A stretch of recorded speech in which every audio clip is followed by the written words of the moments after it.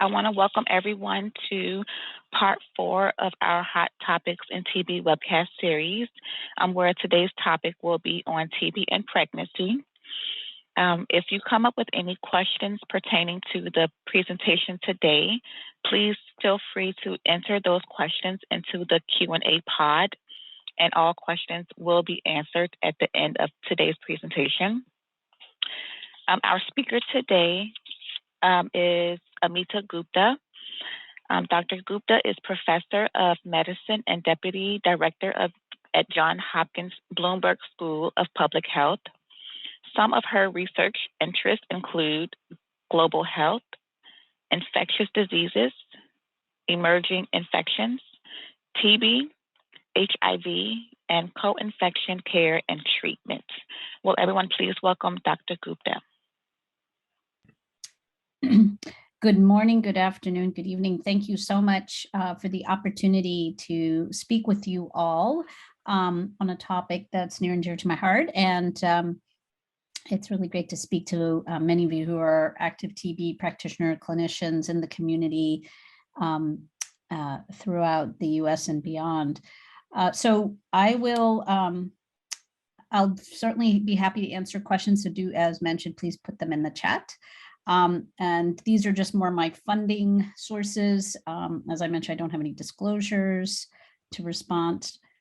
And on today's talk, I'm going to talk about some of the global TB burden and epidemiology, impact of tuberculosis on maternal child health outcomes, what approaches do we have for screening for active disease and TB infection, treatment for TB disease and TB infection, and some of the ongoing research.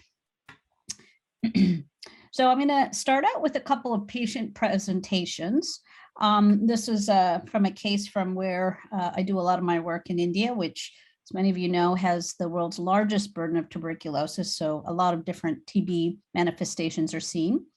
This was a 26-year-old Indian female who was gravida to para-1 at 10 weeks of gestation, who presented with vaginal bleeding and abdominal pain.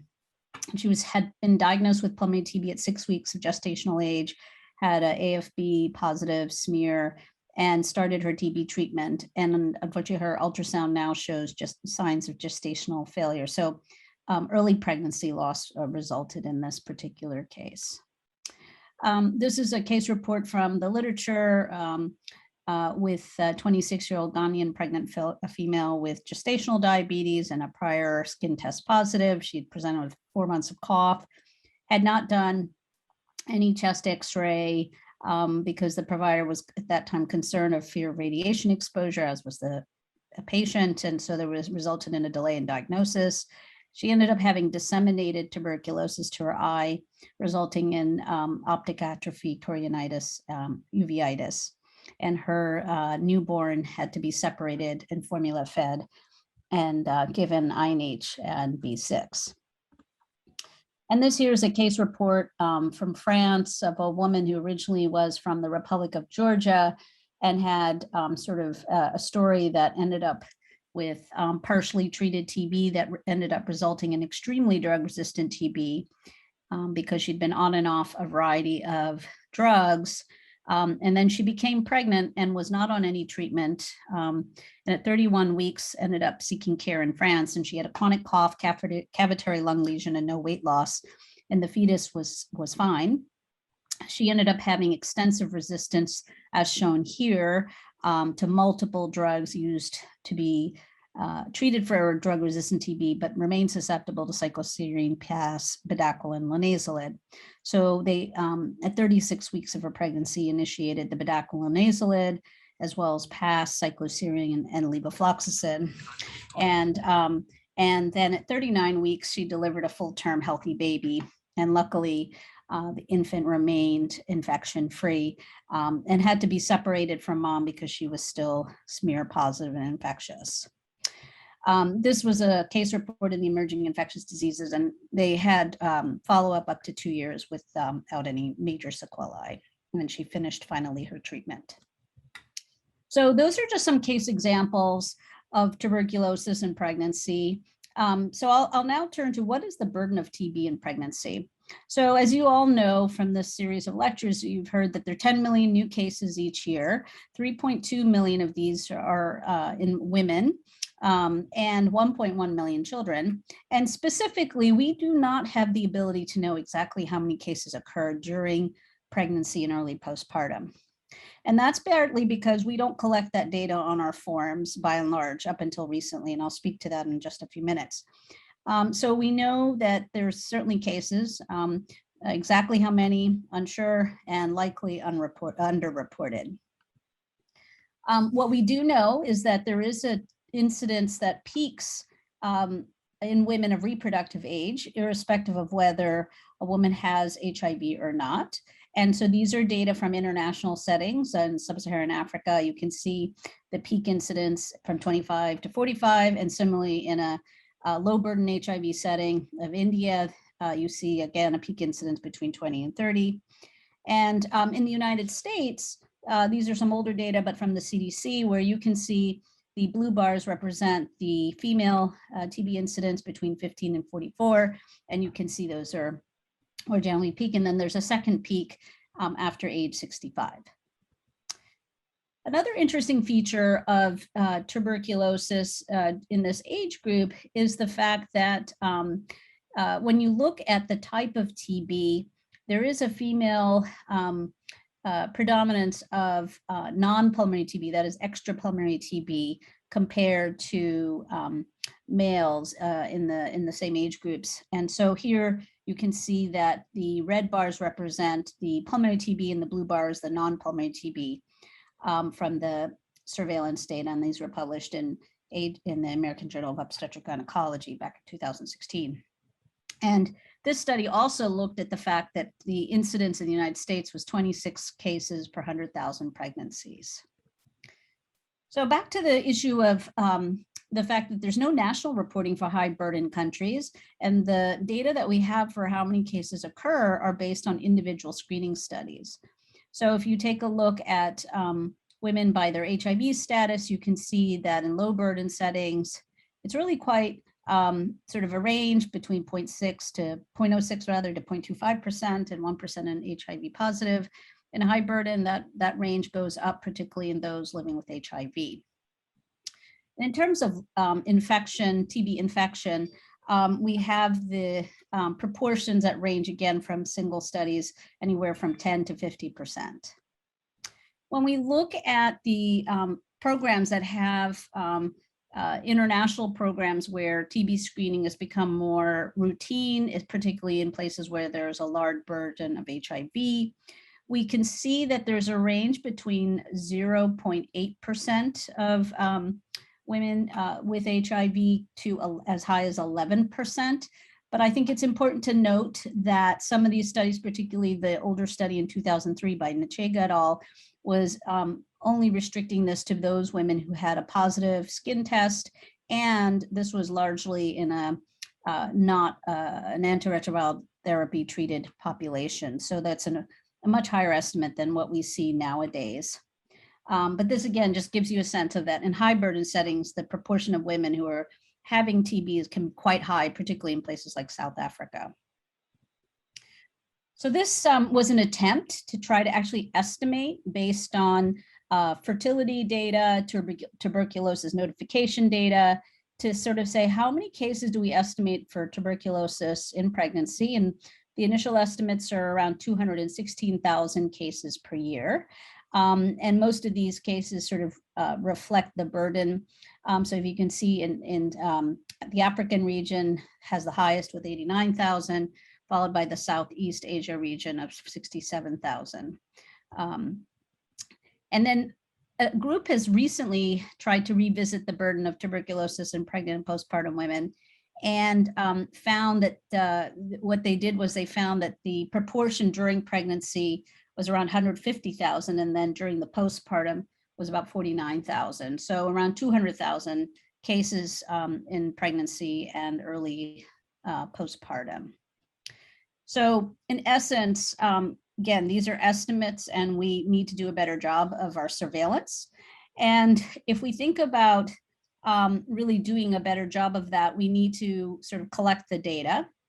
And a group has tried to do this on a global level, but the challenge is that the case notification form doesn't actually have pregnancy or whether a woman's breastfeeding on the form.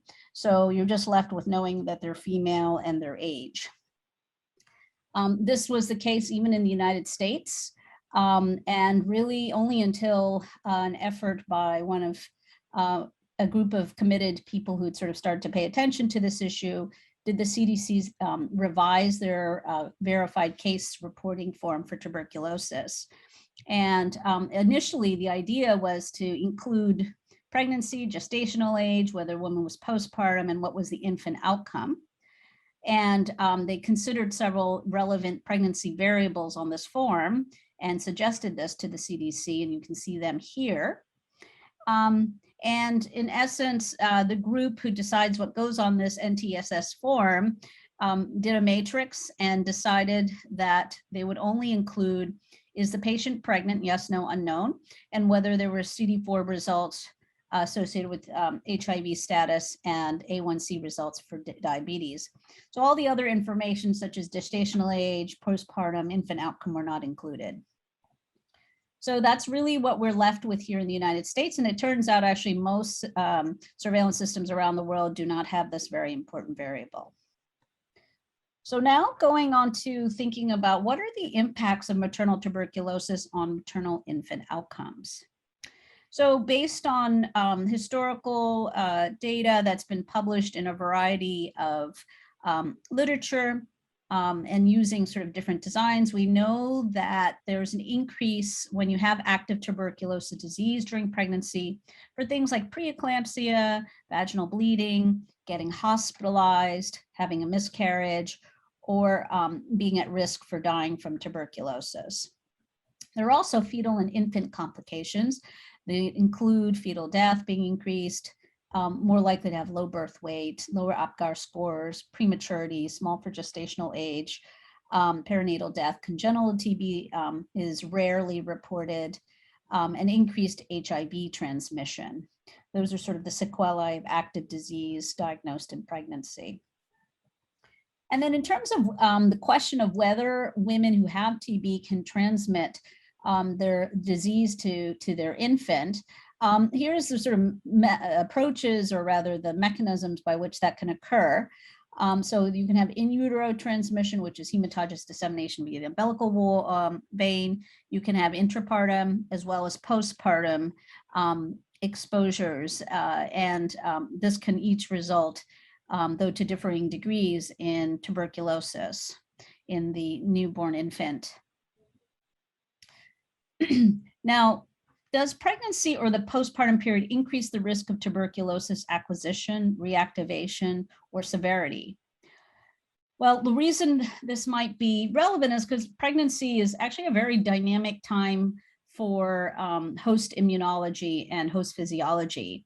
And this here is a schematic from a review that was in the New England Journal several years ago that kind of showed that there are changes relevant to monocytes, dendritic cells, polymorphic nuclear cells, regulatory T cells, as well as decreases in CD4, CD8, B cells, et cetera, as well as changes in hormones that occur as you advance through your pregnancy. And these immune changes of pregnancy result in some interesting disease conditions where there's an improvement with multiple sclerosis and rheumatic arthritis, as well as increased risk for malaria, listeria, and HIV acquisition, as well as increased severity of diseases like influenza, hepatitis, measles, et cetera. And the question is whether these pregnancy-related changes have any bearing on increasing the risk of tuberculosis, either acquisition or severity. The other piece that we have is the physiologic changes that can also affect drug metabolism. And I'll speak more to these changes when I get to the drug metabolism section. But these certainly have implications for TB treatment response, whether it be for active disease or infection. This here is a schematic trying to get at why some of these immune changes may be important. We know that the immune control of tuberculosis needs Th1 cytokines. And so part of the explanation likely has to do with the fact that we have altered CD4 T cell responses and stimulation of macrophages, resulting in less immune control of TB infection, for example. And then there's also the other biological plausibility that tuberculosis and pregnancy can result in more manifestations, or sort of reactivation, if you will. And this is sort of shown in the schematic, where the balance of Th1 suppression is altered. Then when you, after delivery, sort of restore, you have restoration of your Th1 balance. So now, when looking at epidemiology data, taking that immunology data in the background, you can see that this here are data from a large UK cohort, where the risk of tuberculosis was studied in a very large primary care cohort of several of over 1,700,000 person years, and they looked at this national cohort to get at how many women developed TB. And interestingly enough, if you look at the bottom graph, you can see that the first 3 months post delivery seems to be when there's the peak detection of tuberculosis. So could this be from when you restore your immune system post delivery, and that's when it unmasks itself or makes itself known? And so from this low incidence cohort, they found that TB incidence was 2 times higher in the postpartum period compared to all the non-pregnancy times that were studied. We too have found similar increased incidence in the early postpartum from a cohort of women with HIV disease in India. And so this likely has some real epidemiological signal that sort of correlates with some of the immune phenomena. These are data from Kenya, which show that there increased IGRA conversion between pregnancy and postpartum, at least when looking at using the IGRA test. And then similarly, that these IGRA positivity that was observed was associated with increased risk of tuberculosis, both in moms and in babies. So now I'm going to go to speaking about does pregnancy impact performance of screening for active disease or TB infection? So these are some data looking at the sensitivity, and this is using the World Health Organization for symptom screen in pregnancy, and so looking at the WHO symptom screen as well as the performance of smear, expert, and urine lamb, you can see that there is relative lower sensitivity that's observed, but it's not clear if this is from pregnancy alone. These series of studies, however, showed that if you didn't have any of the symptoms of cough, fever, night sweats, weight loss, that you had a high negative predictive value.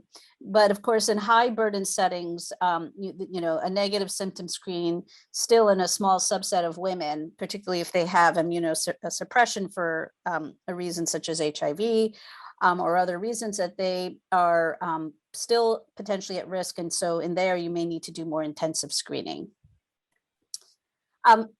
Sylvia LaCourse and colleagues also did a Cochrane review to look at TB symptom screening during pregnancy, particularly in women with HIV, and they used the 4-symptom screen.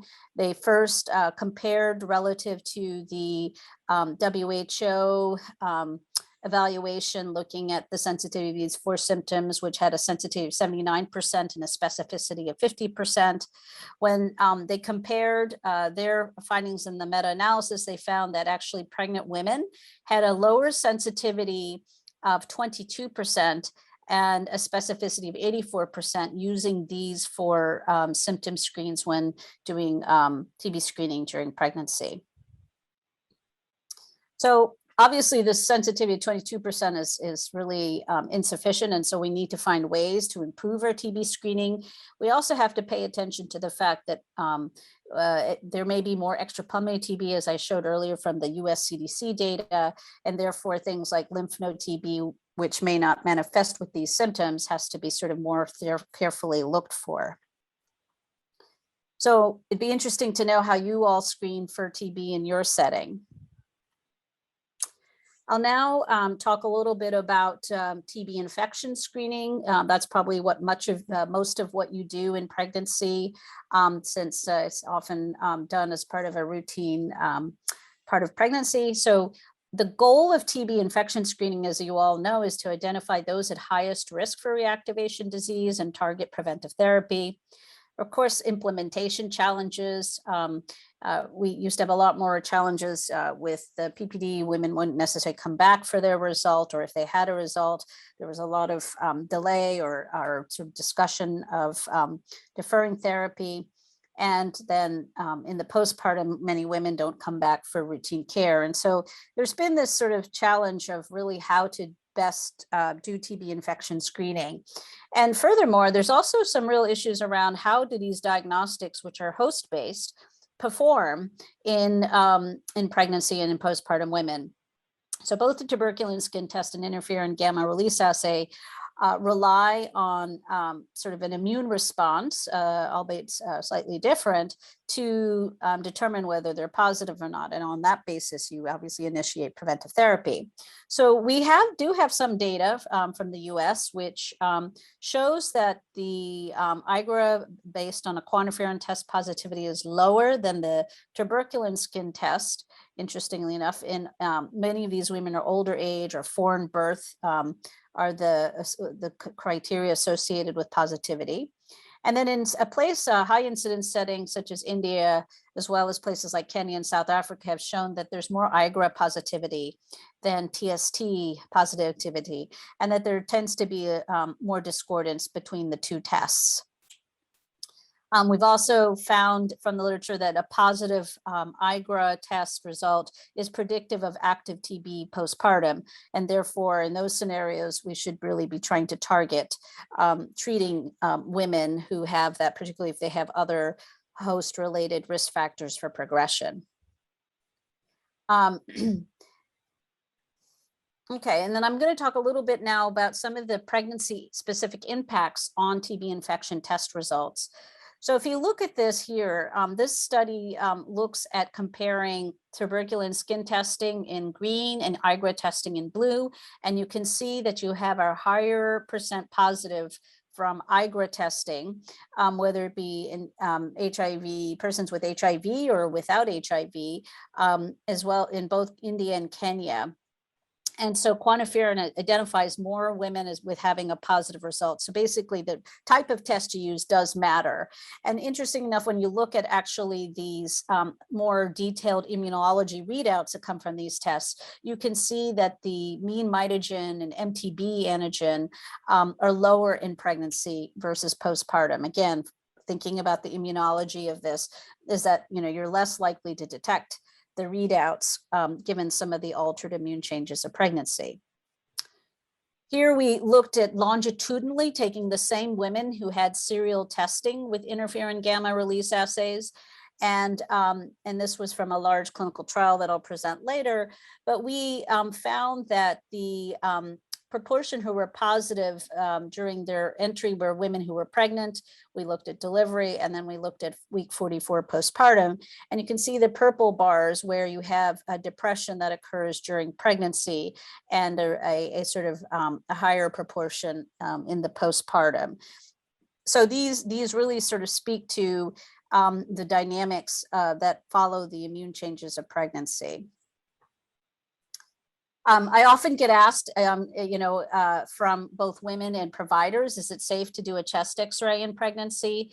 And I always sort of say, if you have a shield, then absolutely yes. If you see this figure here, you can see that chest X screening actually has relatively very little radiation exposure, and certainly from radiology groups, the comparison of the estimated mean fetal absorbed dose from various radiology and CT procedures shows that the chest X-ray can be done safely with minimal exposure.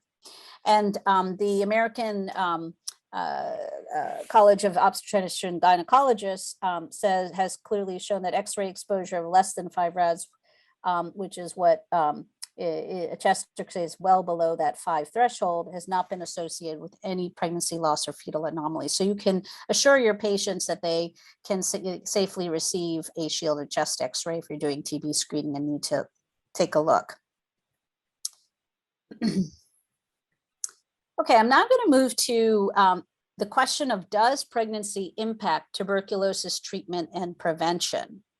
So as I was mentioning to you, there's a lot of physiological changes of pregnancy that can potentially affect drug metabolism, safety, and efficacy.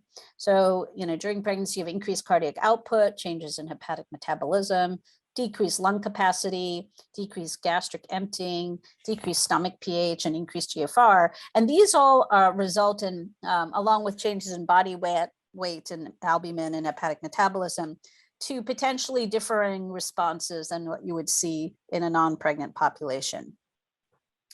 So when we think of sort of risk benefit for any therapy during pregnancy, and this is not really used as much anymore, the FDA is, used to be the old categorization for pregnancy class, but I sort of put it up here because otherwise you have to sort of look at the whole description, which I can't really do in a short amount of time, but this at least helps us to sort of know when drugs are formally category C, which most drugs in tuberculosis are. And that means that animal studies demonstrate a risk, but no human studies have been performed specific to pregnancy in humans. And potential benefits may outweigh the risk. So, and often when you have a woman before you, she's got active disease, if you have, the drug regimen and it's A, B, or C, you sort of obviously need to sort of be compelled to treat because you do not want to risk the negative sequelae of tuberculosis. When you have a woman who's sort of, you're discussing sort of the risks and benefits of preventive therapy, you may think a little bit more about the timing of that treatment, and we'll speak more about that in a few moments. So as I was mentioning, most first-line TB drugs, if you look at this table, have that FDA category C. Rifabutin and ethambutol are category B. But despite many of these drugs being around for decades now, we still have some unknowns with respect to how much they cross the placenta and whether or not they're truly in breast milk or not. And then, of course, there are some specific issues of things like drug interactions, hepatotoxicity, and interesting enough, different guidance for the use of PZA between what the CDC recommends and what the WHO recommends. And I show that here. This here are the two guidances for treatment of tuberculosis, and you can see that the CDC recommends avoiding PZA, whereas the WHO recommends actually using it for high burden settings. And so that results in a longer course of treatment if they don't have HIV, resulting in 9 months of treatment with 3 drugs along with the B6. And then, whereas in high burden settings, they would have a 6-month course with the intensive phase and continuum phase with the 4 drugs as shown here. So that's an interesting difference, and it has to do with the fact that we really don't have great data for PZA that can sort of convincingly say what are the risks and benefits, though it's a category C, as is INH for that matter. In terms of lactation, the CDC encourages breastfeeding if they're no longer infectious, and the WHO says once smear is negative, you can safely breastfeed. Now, in terms of looking at things like drug concentrations to help answer whether the state of pregnancy means you have to do any dose changes, it turns out that, again, there's actually not a huge body of literature on PK safety of these drugs, but despite them being around a long time, but there certainly is now more than what there was previously due to some recent efforts. So for example, here, it looks like in a study of 11 women, rifampin concentrations in pregnancy were very similar to those seen in non-pregnant populations.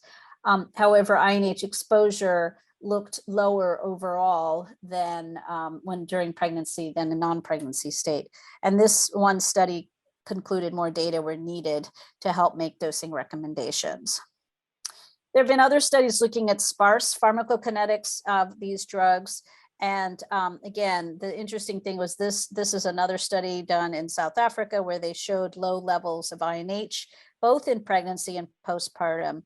And that pyrazinamide and ethambutol had no major changes in pregnancy. But again, numbers were really small from these studies. When we look at MDR-TB drugs, I don't expect you to sort of see all the fine print, but this, the main take-home message here is if you look at the drugs, almost all of them are category C, so, dearth of data, but there are a few that are category D, which are the aminoglycosides, and the few that I already mentioned. The one that's interesting that is a category B is bedaquiline, which I mentioned the case report in France seems to have a good safety profile, at least during pregnancy. And again, based on the reprotox data primarily. So the UDs here means that there's unknown information, and you can see that almost very little is known about whether it crosses placenta and how much gets into breast milk. And even some of the drugs have not sufficient reproductive toxicity studies to sort of fully inform their teratogenicity profile, particularly those that we don't use so often. In terms of MDR-TB in pregnancy, the treatment guidelines by and large have been similar to non-pregnant adults. Whether you're doing an individualized treatment approach or public health approach, you want to use ideally at least 5 active agents. And that's, we haven't yet studied the new 3-drug regimen from the NICS-TB in pregnancy yet, and that's still not standard of care, but seems very promising. You do want to favor deferring the injectable aminoglycoside till after delivery if you're going to be using it at all. And for lactation, we really have little to no data. So often providers and patients opt to not have and not to continue with breastfeeding, though it would be certainly important to do in some settings, given that may be a really important way to nurture and feed the baby safely. We don't have a huge amount of information on multi-drug resistant tuberculosis in pregnancy. And so there's over 60 published case reports, and I list some of the studies that show the size of these case reports. And so what they've all sort of shown is that the regimens are variable. They're sort of largely based on individualized treatment. And the outcomes for the most part seem that they suggest that treatment success is quite possible, obviously dependent on how bad the resistance profile is and what access you have to the individualized regimen. There was a very nice large case series from South Africa where they followed a cohort of pregnant women with multi-drug resistant TB. And they specifically took a look at the women at months 2, 6, and 12 months of their treatment. They studied 108 women, 25 of whom had pre-XDR, XDR TB, most of whom had HIV. And you can see that they came into the study mostly in the 3rd trimester, but they also had 1st trimester and 2nd trimester pregnant women. And a whole host of different drugs were used in these regimens. This was Miriam Loveday's paper in the Clinical Infectious Diseases, and is the largest case series of treatment in pregnant women. And what she ended up finding was that 1/3 of these women had an unfavorable maternal treatment outcome. About almost half had an unfavorable pregnancy outcome. 9% with fetal deaths, 28% with preterm birth, 35% with low birth weight. And a total of 16% overall had an unfavorable infant outcome. So clearly it's having multi-drug resistant TB in pregnancy, or even rifampin resistant TB, can be quite burdensome and needs to be taken very seriously, and which is why we really want to prevent this disease happening in the first place. The other piece that came from this study was to look at bedaquiline use in pregnancy. So they found that use of bedaquiline was associated with a better treatment outcome, i.e. that there was less likelihood of unfavorable treatment outcome of 29% compared to 38%. And overall, they were more likely to have a low birth weight, interestingly, with the bedaquiline, 45% compared to 26%. So again, these was not a randomized trial. This was a cohort study, and the reasons for why women got bedaquiline or not is, based on provider preference, access, and resistance profile. So we can't make these results completely comparable, but at least it gives us some sense of what is the sort of outcomes of these women. terms of breastfeeding guidance for TB treatment during pregnancy, breastfeeding, as I mentioned, was encouraged once women are non-infectious on first-line agents.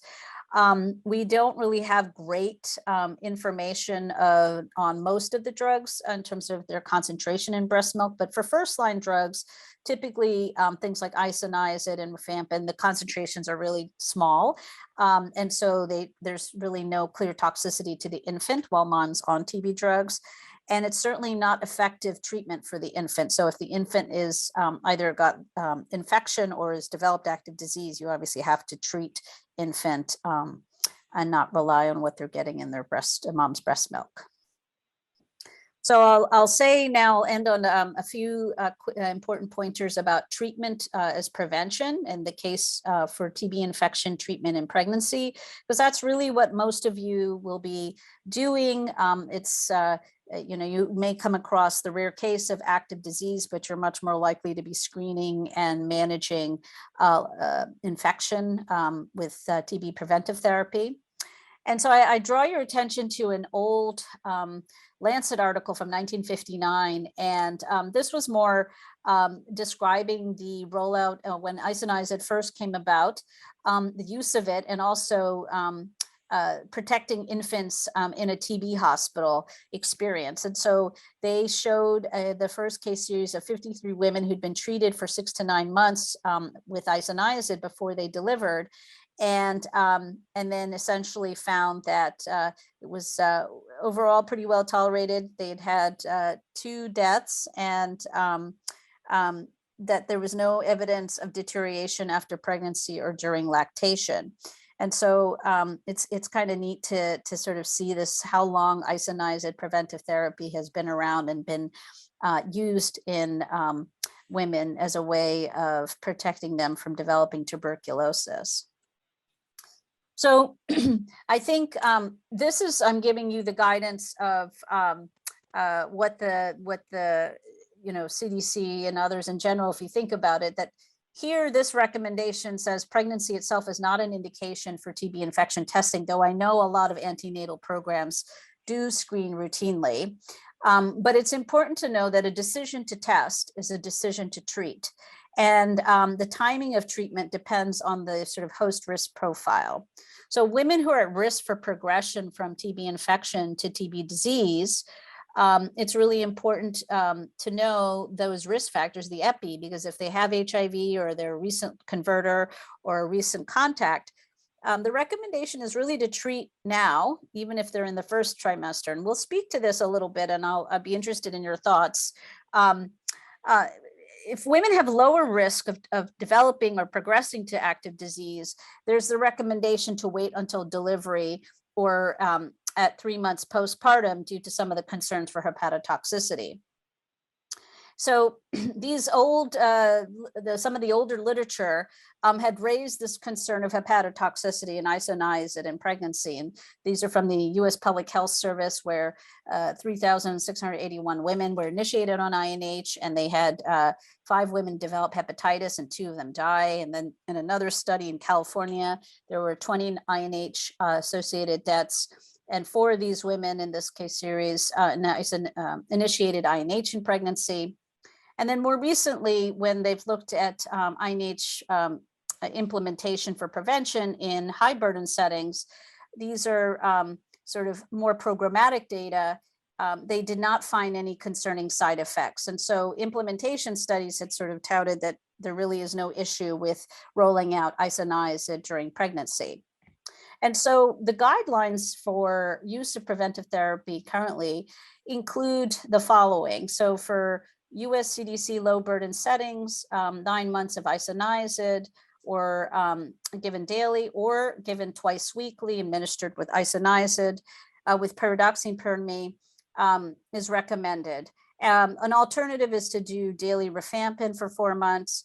And then, of course, they sort of also make the caveat that if a woman doesn't have HIV, you could defer both the screening and initiation of treatment till after delivery.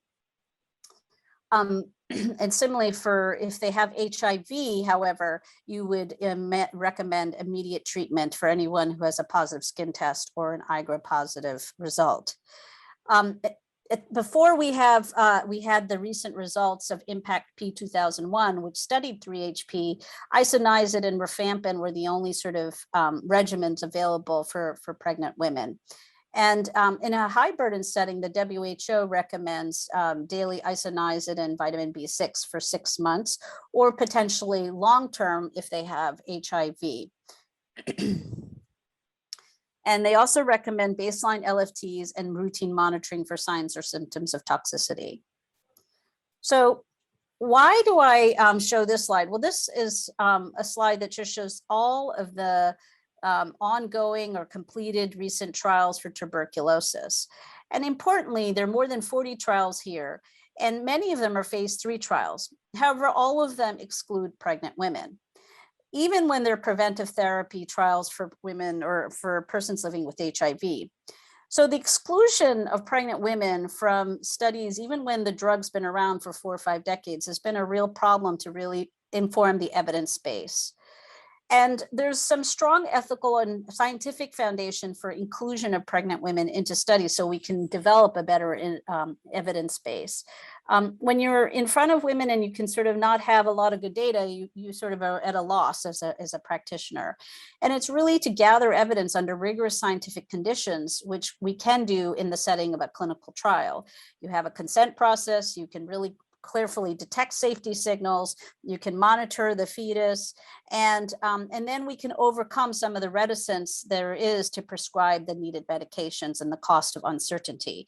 So in this basis, that's really sort of part of the ethical framework as to why we need to sort of encourage both society regulators as well as women to enroll in clinical trials so we can improve our evidence base. And we've published on this both in NIH and WHO forums. And actually, I will say, through advocacy, we've sort of done a better job in recent years to start to really look at how we can better manage these drugs in pregnancy. And I'll skip over this, but this really, we laid out some of the key statements as to why we should be including pregnant women in research. And as a result, we have a few clinical trials that have been done, but these are all studies that all excluded pregnancy, but followed pregnant women who who became pregnant on their regimen for TB infection treatment. And all of these studies found that, well, they had different results. The first study was a large study that had a few pregnancies observed. And in this study in South Africa, they did not find any negative sequelae of the TB infection therapy. In the CDC Prevent TB and I Adhere trials, they found that no significant difference for fetal loss. And then in the Batusa Botswana study, they also did not find any adverse pregnancy outcomes. All of these studies, however, had very few women. If you look at 26 women, but only 10 outcomes, 87 women and only had one, most of whom were followed for only 2 outcomes of fetal loss and congenital anomaly. And then the Batusa study also had very little observed outcomes. So these were all secondary analyses of TB infection trials. So I'll just actually skip over this because I've already made this point about inclusion. I will want to share just some recent results from new TB preventive therapies that have been specifically designed for pregnant women. So the first is one that I had the privilege of being a part of, where we specifically wanted to inform the evidence of INH use in pregnancy. And so we did a large trial. We enrolled women who were in their 2nd and 3rd trimester, and they were either to receive immediate isoniazid during pregnancy or deferred it to the postpartum. And we followed women for adverse events and outcomes. And we found that the safety of isoniazid was non-inferior to the postpartum in terms of mom's safety. However, we did find that there was increased postpartum hepatotoxicity than expected, but it was similar in both arms. And importantly, in terms of pregnancy outcomes, a surprise finding was that we found that initiating isoniazid in pregnancy was associated with increased adverse pregnancy outcomes, specifically more pregnancy loss and low birth weight. And we found that the women in the 2nd trimester seemed to have more risk for pregnancy loss and low birth weight than the 3rd trimester initiated pregnant women.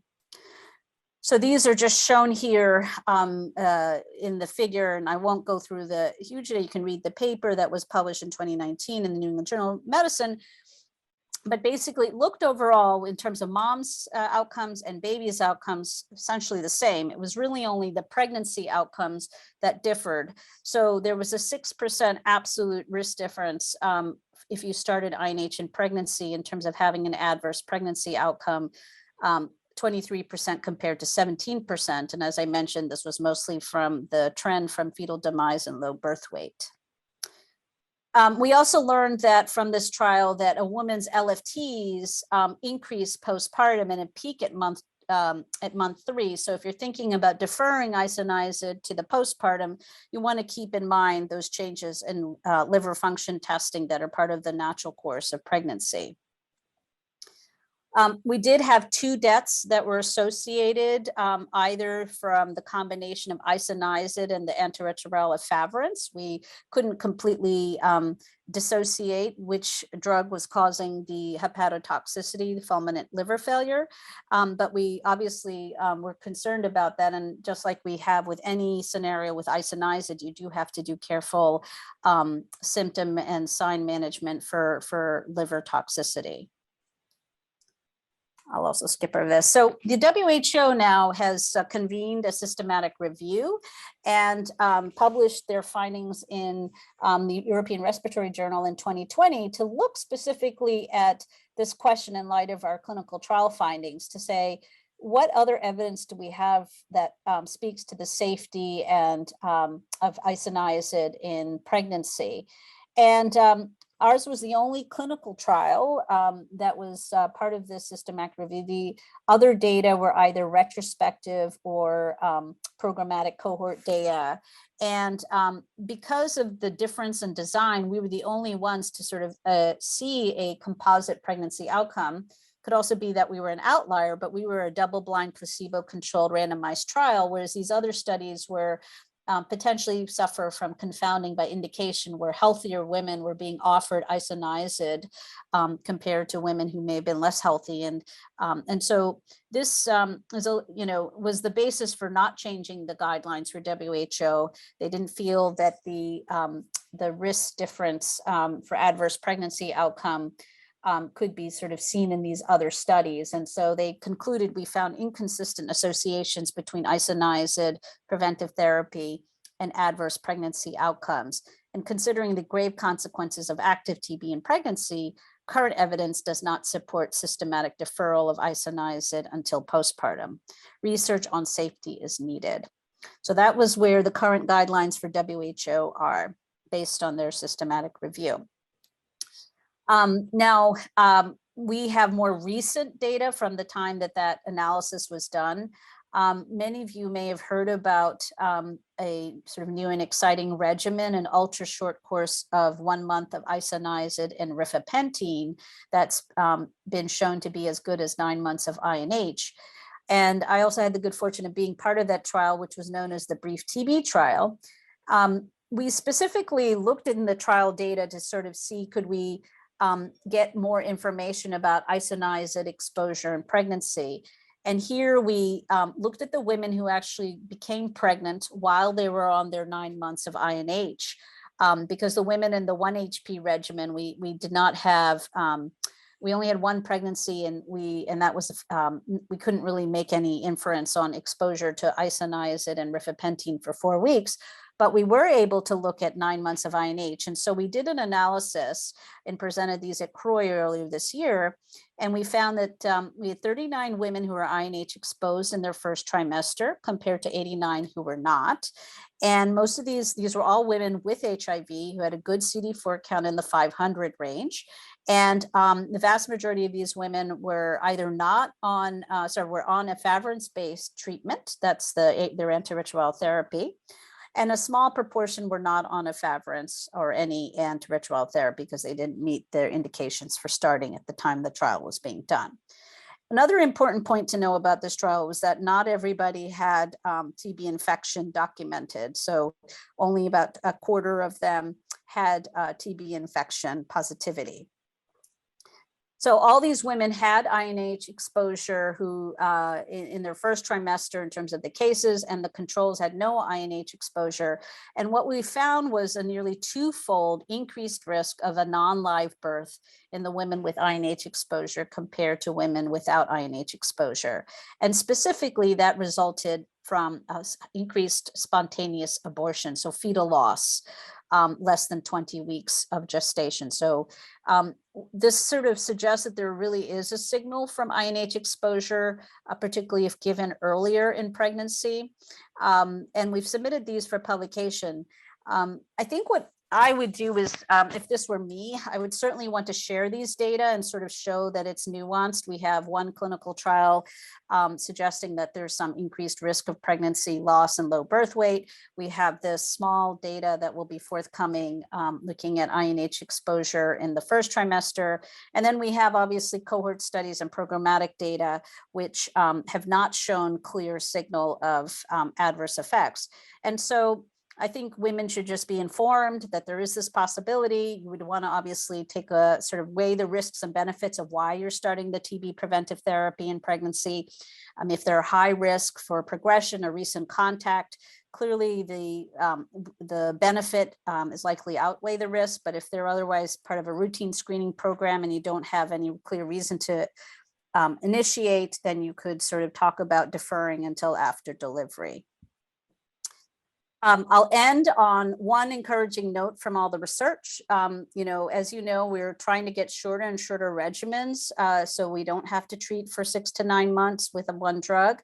And so we now have things like 3 months of isoniazid rifapentine, or the new 1 month regimen of rifapentine and INH daily. And so there's a clear need to study these in pregnancy. And so just hot off the press and published last month in Clinical Infectious Diseases is the result of the IMPACT 2001 trial. This was looking at pharmacokinetics and safety of the 3-month rifapentine INH weekly regimen. They looked at 2 cohorts, one from 14 to 28 weeks and 28 weeks to 34 weeks. There were women who had a recent contact or had evidence of infection. And if they had HIV, they were on an efavirenz-based regimen. They enrolled a total of 50 women, 20 of whom had HIV. And the encouraging news is that while there were some impacts in sort of HIV status, where women with HIV had increased clearance of their rifapentine and a decreased area under the curve, those changes were not enough to make any changes in the dosing. And so this regimen, whether it be in HIV or infected or uninfected, seemed to have a good safety profile and good dosing profile so that we don't have to change the dosing, keeping in mind that only 50 women were studied. And so that's what they concluded, that there was no dose adjustment needed for the 3HP regimen. For women who are on an efavirenz-based regimen, which nowadays in the United States and actually in much of the world, we're using less and less. We're more on a dolutegravir-based or other integrase inhibitor regimen. And unfortunately, we don't have data specific to pregnancy for dolutegravir and rifapentine interactions yet. But if you have a woman who's not living with HIV and is very keen, or is a recent contact, has a recent seroconversion, you could consider the 3HP regimen now as an option. So this certainly is hopefully encouraging and will lead to guidance change. So all of the studies and efforts are clearly exciting, and there's more recent evidence-informed approaches. But clearly we have a lot more gaps to study tuberculosis in pregnancy. They include sort of more rigorous studies for drug interactions and treatment of second-line regimens, continued study of the use of diagnostics used for TB infection and TB disease, because we have reduced sensitivity of these diagnoses. And so I'm hoping through a lot of the collective effort of and funding that's going now to tuberculosis that we'll be able to answer more rigorously the guidance and practical implementation of treatment for prevention and treatment for disease. I summarize all of those sort of key points here and hope to answer as many questions as we can from the audience. So thank you.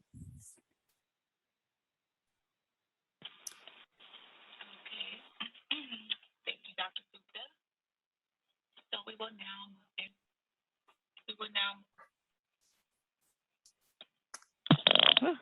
I can go through. Yes, I can hear you. Go ahead. Okay. I thought you guys couldn't hear me. So we will now move into the Q&A section. Dr. Gupta, do you want to just open the Q&A pod and go through them, or I can read them out? Yeah, I mean, I can go through them, and of course, unless you would prefer to. I will hand it over to you. Okay. All right. So there's a question here from Denise Salinas saying, would you consider pregnancy a high risk or an immunocompromising factor that would require a chest X-ray, even though their TB test is negative and are a close contact to an active TB case? So that's a great question. I think if they're a close contact to an active TB case, I think that they would benefit from a shielded chest X-ray. Certainly, obviously, first do a symptom screen and the TB test, as you've already indicated. The challenge with some of the testing, as you know, is that they may be in the period of seroconversion, et cetera. And so, you know, again, it's always a risk benefit and how much, you know, how infectious was their contact. There's really no downside, as I was trying to show you with the chest X-ray screening. So you could do some shared decision making and counsel them. And if you feel that they would benefit from a little bit more of an intensive screen, I think that's completely reasonable because it can be done safely. We have a question about, is there any contraindication to performing an IGRA during pregnancy? So there's really no contraindication. If you remember, an IGRA is a test where it's basically taking a blood test. So you take a blood test and then you're doing the reaction ex vivo. So it's not like you're inserting any sort of chemical or compound into a woman who's pregnant. You're actually just taking a blood sample and then performing the assay, looking for a reaction in a test tube. So there's really no contraindication whatsoever for doing an IGRA, except to know that you may have a scenario that if a woman's a high risk, has a recent exposure, you know, you may not have a positive test. That's one. I mean, these are not great tests for really telling us who's at the highest risk for going on to develop TB. And that's whether you're pregnant or not. You know that tuberculin skin testing and IGRA testing are really the only things we have, but they're positive predictive value, i.e. how well they predict whether you go on to develop disease, is still suboptimal, but that's the best we have. So to answer that question, there is no contraindication. Elizabeth, you had a question about how should we prioritize pregnant people in contact investigation? Should we be prioritizing them like we do children under 5 and HIV positive people who are exposed? Yeah, you know, so this is a great question. You know, I'll be honest, this is sort of similar to the population where, you know, they're not considered the highest risk population. Progression after exposure, and those who are with HIV as well. Pregnant women are sort of probably more along the lines of diabetics. And as you know, we don't routinely recommend TB preventive therapy for all diabetics. It's really about more the epidemiology of their risk of going on to develop tuberculosis. So if there's a pregnant woman with HIV, that's why I think in many high burden settings, we're now incorporating TB screening more routinely, as well as offering isoniazid or other preventive therapies in pregnancy, because women with HIV who are pregnant may be at higher risk than just, you know, they are at higher risk than a woman who doesn't have HIV. So for now, the guidance isn't to differentially treat them, but I do think you would want to, when you're screening in a contact investigation, a woman is pregnant, to let her know she is at increased risk for developing TB.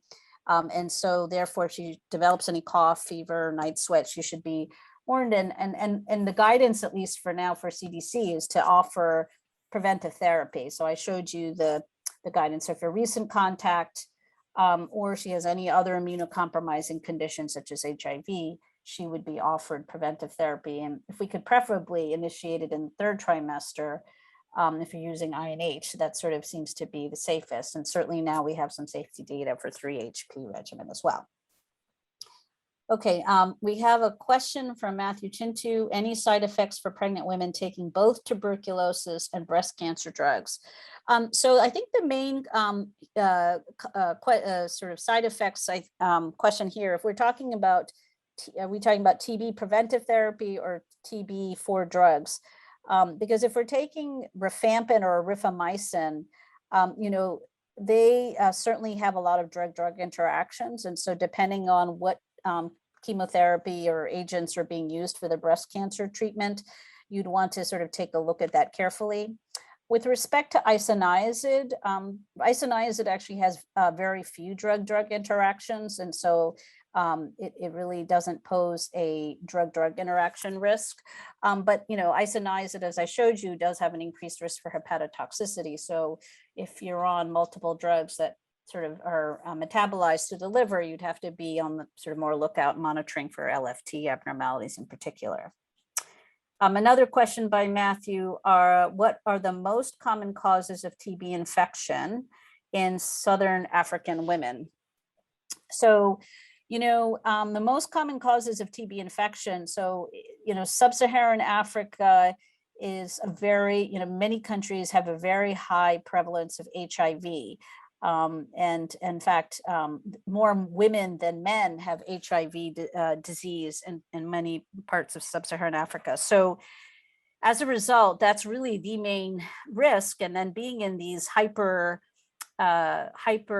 endemic or high incidence transmission settings because of crowding and because of sort of some of the other socioeconomic conditions has resulted in a high proportion of people with acquiring infection. And so when you have both the risk of acquiring as well as having HIV, which allows you to progress more readily, that's in part why we have such a high TB incidence in a place like South Africa, for example, or Lesotho, or even places like Botswana and Zimbabwe. And for those of you who don't know, I mean, TB remains first the number one killer for people with HIV who live outside of the United States. The next question from Lee Anderson is the risk of hepatotoxicity the same throughout pregnancy or higher during a certain trimester?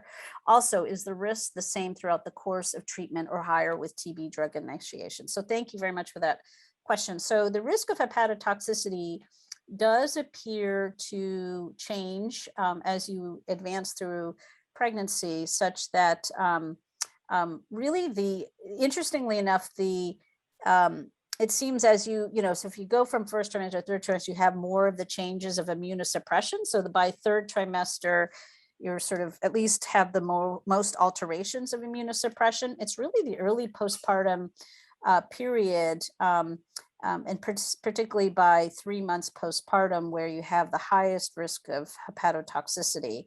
But I would say that there's not a lot of data on this, looking at hepatotoxicity by trimester, but it seems that there are certainly some stage-specific influences. And what we do know is the postpartum period has higher risks than during pregnancy. The other piece about this was, is the risk the same throughout the course of treatment or higher with TB drug initiation? So that's a really great question. I think somehow with isoniazid, it's a bit of an idiosyncratic reaction. Early on, if you were to measure, which we did in our trial, there's what's known as drug adaptation. That is not necessarily a signal of toxicity, but more a function of when you start the drug, you get a transient increase in your LFTs without any symptoms. And so that's why usually we sort of may get more of a symptom or sign targeted monitoring for hepatotoxicity. as opposed to just measuring LFTs frequently without any signs or symptoms.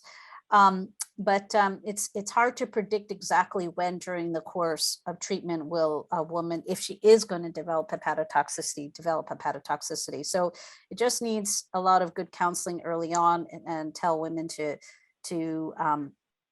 be on the lookout for things like fatigue, anorexia, yellowing of their eyes, and certainly if they have abnormal LFTs or drink alcohol, you're not going to want to you're going to think very carefully about doing preventive therapy in such individuals.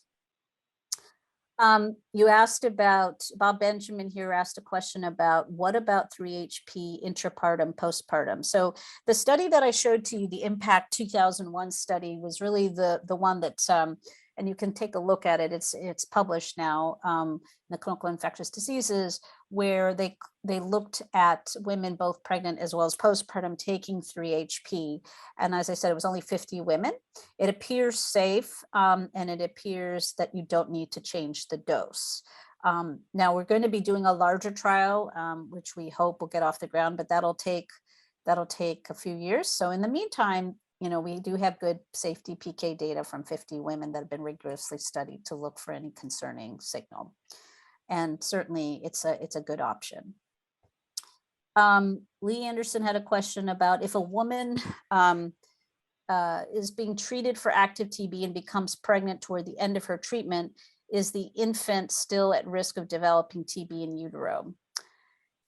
So that's a great question. I mean, I think if she's essentially at the end of her treatment and she's not likely to be infected and then becomes pregnant, then the risk of her transmitting either in utero or even after delivery become really not an issue, because she's got treated TB, she's no longer infectious. The organism doesn't it's not a pathogen that uniformly crosses the placenta. There's many scenarios where a woman has tuberculosis and the majority of her infants do not contract active disease. And congenital TB is actually rare. As I said, it was case reports in the literature, and that's, over thousands of years of handling this disease. So it's not a disease that is thought to have much in utero transmission. It's more if a woman's developed TB and is not adequately treated, is still smear positive, and her infant is born and they're in shared air space. Another question is from Marjorie McDermott. For preventive therapy during pregnancy, is 6 months of 300 milligrams INH daily acceptable? I see the 9 months is preferred, but don't see anything for 6 months. So Marjorie, I think that certainly the WHO recommends only 6 months of duration. And so many women are treated around the world with 6 months. So if you have to offer preventive therapy, I would say that, preferably this, first make sure the woman actually needs it. Ideally, it would be someone who's in their 3rd trimester. So the sort of potential exposure while she's in her 1st trimester, early 2nd trimester can be avoided. That's my sort of expert opinion based on 2 studies that I'm biased to on, because I was, helping to analyze those data and reporting on them. But that would be my recommendation. And I feel fine with 6 months, to be honest. I mean, we have the longer course of 9 months, but the sort of adherence challenges and the benefit of the 3 extra months is not so significant if you're in a low incidence setting. So that's my thought, in having also sort of offered therapy to many women outside of the country. Lee Anderson asked also, if a woman is diagnosed with active TB at the same time she's found to be pregnant, what testing treatment do you recommend for the infant? Testing of the placenta?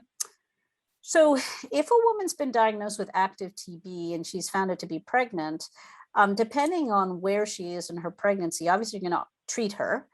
And unless there's some placental abnormalities, so I guess this question would get at is if she's active TB and she's close to delivery, there certainly would be a role for at least examining the placenta. And so you would, and you'd obviously consult your high risk OB consultants to help you with the case and sort of get the microbiology group involved.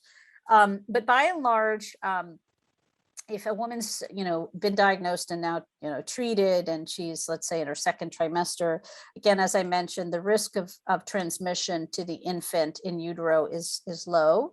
And the sort of need for testing the placenta isn't a sort of an absolute requirement unless it's sort of close to the time of delivery.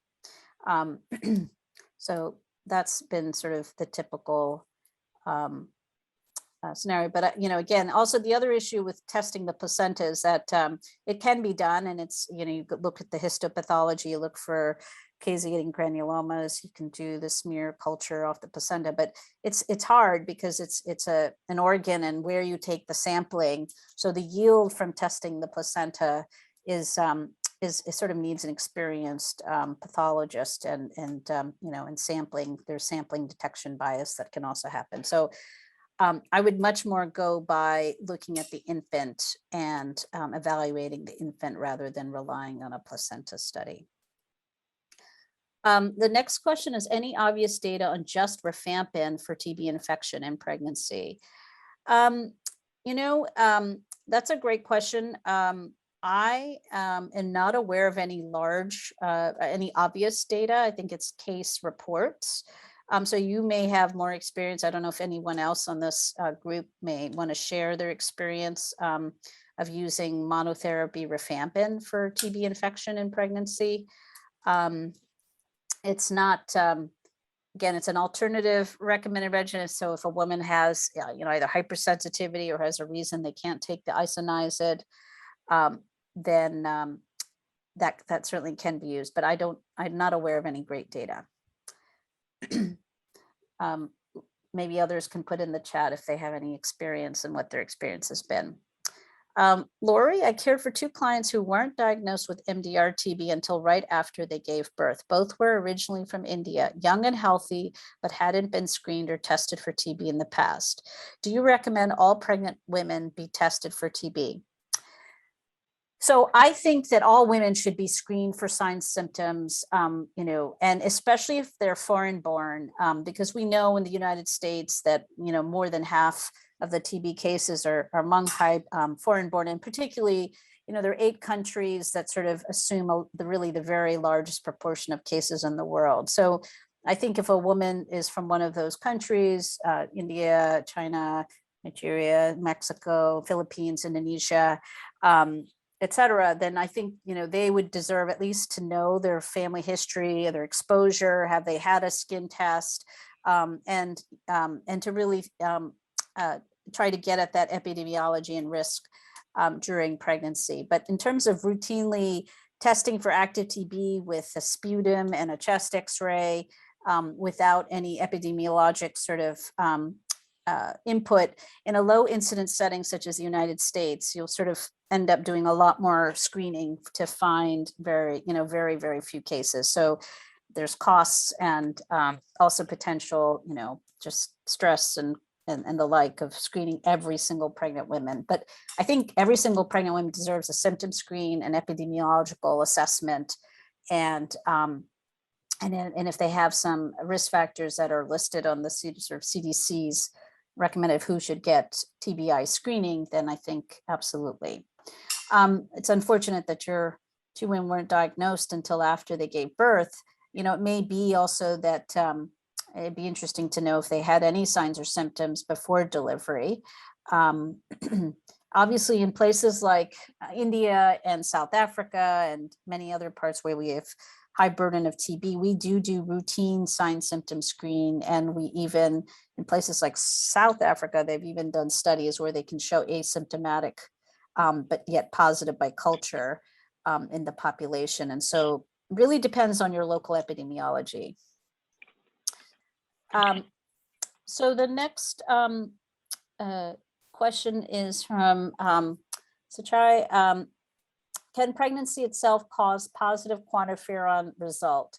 We've seen some pregnant patients with low positive quantiferon, and when we retest them a few months after delivery, we sometimes get negative results. So you might be getting at sort of whether there could be a false positive due to sort of the immune sort of changes of pregnancy. And I think that, the problem with sort of teasing out the quantiferin borderline positivity, or even, can occur even irrespective of pregnancy. So that sort of, as I was saying to you, the reason to test is really based on your pretest probability as it is. And so I would go by that. What I was showing to you from the data looking at using these tests, whether it be quantiferin or TST, is compared to non-pregnant populations, particularly, these both have reduced sensitivity, but the quantiferin is more likely to be positive than the tuberculin skin test. And certainly, I think these tests, when we do serial testing, you can get a scenario where one is positive at one time point and then subsequently negative. So again, using the rationale of why you're testing someone, are you sort of concerned that they're either a recent contact, or they have pretest probability they're foreign born, or have other reasons to be screened, then I would sort of guide your testing on that basis. But certainly these tests are imperfect. So we do have these scenarios, unfortunately. Barbara Butcher, does cross-reactivity with non-tubercular mycobacterium have any role in the discrepancy between TST and quantiferin positivity? Yeah, so the cross-reactivity with NTMs. So for the observed results that you saw in pregnancy, I mean, it's a fine question. I don't think we have a clear answer to that, but I will say that, in many of these populations where we're doing the studies with the types of latent infection, NTMs are not, I mean, they're in the environment, but they're sort of not a common cause of disease. And so much of the disease is really tuberculosis. So the discrepancy between the two tests being positive is not as prominent in at least the populations. So I don't have a good answer for you, but I think that it's likely to not, it may have a little bearing, but not a whole lot. We have a question about, would rifampin 600 milligrams every 4 months be of preference for TBI treatment during pregnancy if high risk is identified and treatment is warranted? So I think that it certainly remains a question. It might be that we use a short course regimen of 3 months of INH rifapentine started in the 3rd trimester, if you have that luxury. If it's someone who's a recent contact, again, I would explain I would at first ask, where are they in their pregnancy? So to sort of get at potential risk benefit, and then provide the fact that we have a lot more information about INH use and the timing of INH use, and less information about rifampin monotherapy use in pregnancy. However, we certainly do have used it, and it is an alternative recommended regimen in the list. So I think it's a little premature for me to say it's preferred. If you have a woman who's in the 3rd trimester and is otherwise well, I mean, I think we could say that INH in the 3rd trimester is probably fine, because you're well past the spontaneous abortion risk, where early exposure would be a concern. So I hope that, again, we don't have data to sort of say definitively it's the preferred regimen. I don't think we can go down that path just yet. Alicia Suarez-Stabig has a question. Is TB prophylaxis considered for pregnant women? Yes, it certainly is. And in fact, in many high burden settings, it's the WHO recommendation. And so, that's sort of where we're in this risk benefit equation. And if you think about it, any drug that we take, any medication that we take has a risk and benefit calculation.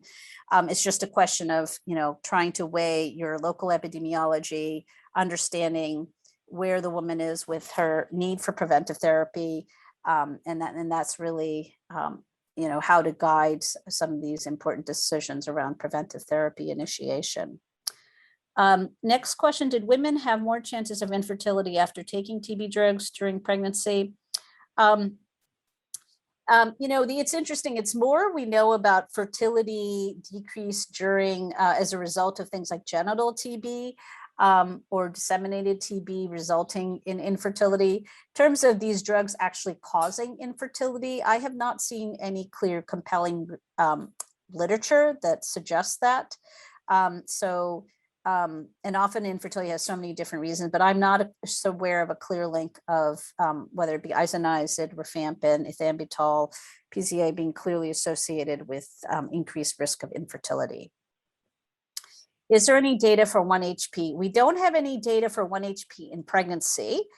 We have, the 3,000 person trial for 1-HP use in persons with HIV, which were published by Swindell et al. In New England Journal in 2019. Our group is actually, as we speak, put together a protocol to study 1 month of INH and rifampicin given daily in pregnancy, and hope to have, some safety PK and soon then information for that question in a few years. Next question, and I'm not aware of any case reports where that's been documented. So unfortunately, I don't have any evidence other than the one clinical trial that's looked at this in non-pregnant populations. And then we have the last question here. Have they done a study on rifampin and pregnancy if there's a risk for miscarriage versus using INH? Not specific to pregnancy. So I'm not aware of any direct comparison head-to-head of looking at rifampin versus INH and risk of miscarriage. So again, that's why it's so important for us to be studying these drugs, or whether post-marketing, developing cohorts, reporting on these information from any clinical experiences you have, but we have no randomized trial data. So I think that's taking care of all of the questions. I'll just look in this other chat box. Let's see here. And I know it's almost 1:30. So I'm happy. There's a couple more questions. It says, how heavily do you rely on shared decision-making for treatment? I rely a lot on whether they're pregnant or nursing, irrespective. I definitely have shared decision-making because there's information we know and there's information we don't know. And so, you want to provide to the extent possible, sort of the pros and cons of why you're initiating, particularly preventive therapy, because technically it's preventive therapy. So you're trying to prevent something. So it's not like an absolute indication that you must treat because the benefits so far outweigh the risks. So I do a lot of shared decision-making and counseling. Okay, and then I think the last question we have here is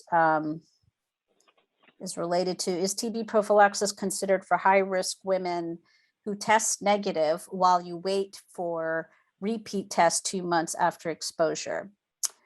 So if a woman who is high risk and has tested initially negative, I think, again, if you think that there's a high risk exposure, it's worth certainly initiating the preventive therapy, and you give, again, the shared decision making of why you're doing it, and then and then can monitor. And if they have a second test that's negative, that you could consider interrupting therapy or completing it just for safety's sake. It all depends on how much of a risk of exposure there was and what the shared decision making process was. So that's, I think, taken care of all of the presentations. Yeah. I know it was a lot of information, and I'm more. happy to share the slides. So yeah, the slides were added into the chat box, so they were able to download those as you were presenting. Oh, good. So Dr. Gupta, I just want to thank you for taking the time to answer all of these questions and for that great presentation.